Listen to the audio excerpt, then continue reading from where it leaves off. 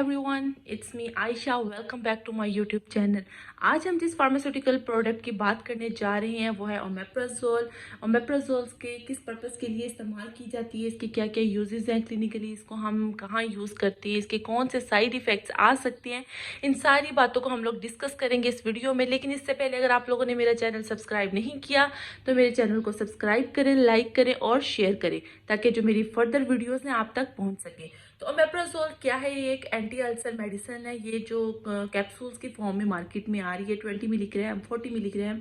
और इसका जो यूज़ है, इसको किस पर्पस के लिए इस्तेमाल किया जाता है? फर्स्ट, इसको एसिड रिफ्लक्स सिंड्रोम्स जो है उसमें इस्तेमाल किया जाता है। एसिड रिफ्लक्स क्या होता है कि जब जो है खुराक जो है हमारी मैदे से मुंह की तरफ आना शुरू हो जाती है तो उसको हम एसिड रिफ्लक्स कहती है, उसमें ओमेप्राजोल का इस्तेमाल होता है। इसके अलावा गैस्ट्रिक अल्सर में या ड्यूडिनल अल्सर में भी इसका इस्तेमाल होता है। गैस्ट्रिक अल्सर, ड्यूडिनल अल्सर मैदे के अंदर जो है ड्यूडिनल बोलते हैं छोटी आंत को, मैदे को।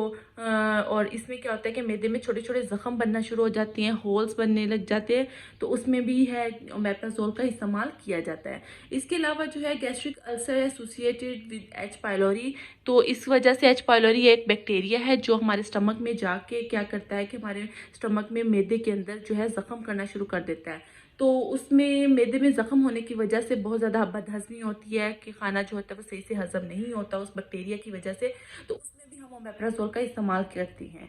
इसके अलावा डिस्पेप्सिया में भी इसका इस्तेमाल होता है। डिस्पेप्सिया क्या है? खुराक जो होती है वो सही से हज़म नहीं होती, तो उसमें भी ओमेप्राजोल का इस्तेमाल किया जाता है। पैंक्रियाज या ड्यूडिनल्स मतलब छोटी आंत में रसोलियाँ बन जाती हैं, उसमें भी ओमेप्राजोल का इस्तेमाल करते हैं।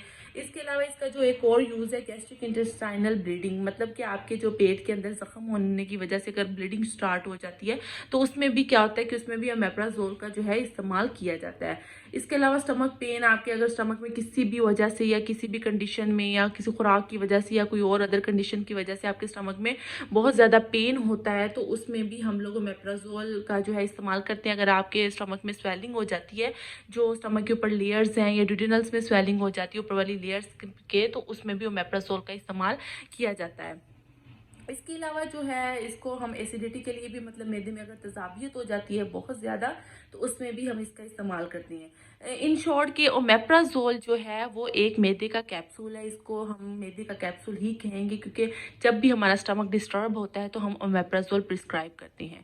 तो ये जो है, ये भी मेडिसिन जो है वो सेल्फ मेडिकेशन बिल्कुल नहीं है। डॉक्टर की हिदायत के मुताबिक इस्तेमाल नहीं करनी, क्योंकि हर मेडिसिन के अगर फ़ायदे हैं तो नुकसानात भी होते हैं, इसके साइड इफ़ेक्ट्स भी होते हैं। तो इसके कौन से साइड इफ़ेक्ट्स होंगे? इससे जो है अगर ओवरडोज हो जाए तो नाउजिया होगा, मतलब कि आपको दिल ख़राब होगा, आपको डायरिया हो सकता है, वॉमिटिंग की कंडीशन, उल्टी आ जाएगी। इसके अलावा डिजीनेस, चक्कर आना शुरू हो जाएंगे। तो इसके ये जो है साइड इफ़ेक्ट्स हैं। इसके अलावा ओमेप्राजोल जो है 40 मिलीग्राम में आ रहा है और 50 मिलीग्राम में आ रहा है। तो इसके अलावा ये बहुत सारी ब्रांड्स में मार्केट में अवेलेबल है। मेरे हाथ में जो ब्रांड है रिफ्लक्स के नाम से, लेकिन मैं किसी भी एक ब्रांड को स्पेसिफिक नहीं करूँगी क्योंकि मार्केट में बहुत सारी ब्रांड्स में आ रहा है।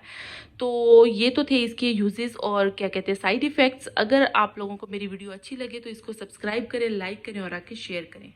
Thank you for watching.